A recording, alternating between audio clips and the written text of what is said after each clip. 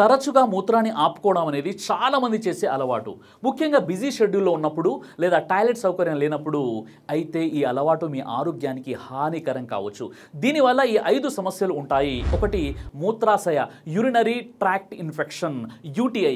మూత్రాన్ని ఎక్కువసేపు ఆపుకోవడం వల్ల మూత్రాశయంలో బ్యాక్టీరియా పెరుగుతుంది. ఇది మూత్ర నాళాల ఇన్ఫెక్షన్ యూరినరీ ట్రాక్ట్ ఇన్ఫెక్షన్కు దారితీస్తుంది.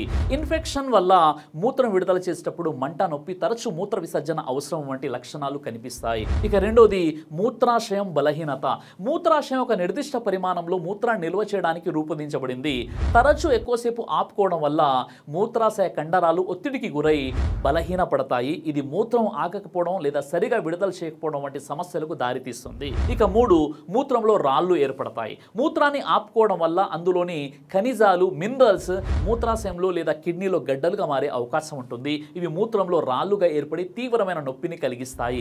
ఈ రాళ్ళు కొన్నిసార్లు శస్త్రచికిత్స అవసరమయ్యేంత పెద్దవిగా మారవచ్చు. ఇక 4, కిడ్నీ సమస్యలు. మూత్రాన్ని ఎక్కువసేపు ఆపుకోవడం వల్ల మూత్రం కిడ్నీలకు తిరిగి వెళ్లే అవకాశం ఉంది. దీనినే వెసికోయూరేటరల్ రిఫ్లెక్స్ అంటారు. దీనివల్ల కిడ్నీలు ఇన్ఫెక్షన్ లేదా దెబ్బతినే ప్రమాదం పెరుగుతుంది. దీర్ఘకాలంలో ఇది కిడ్నీ ఫెయిల్యూర్కి కూడా దారి తీయవచ్చు. ఇక 5, మూత్రాశయం బ్లాస్ట్ అవడం. ఇది చాలా అరుదుగా జరుగుతుంది. చాలా అరుదైన సందర్భాల్లో మూత్రాశయం ఎక్కువ మూత్రంలో నిండిపోయి ఒత్తిడి వల్ల పగిలిపోయే ప్రమాదం ఉంది. ఇలా జరిగితే తీవ్రమైన పరిస్థితి ఏర్పడుతుంది.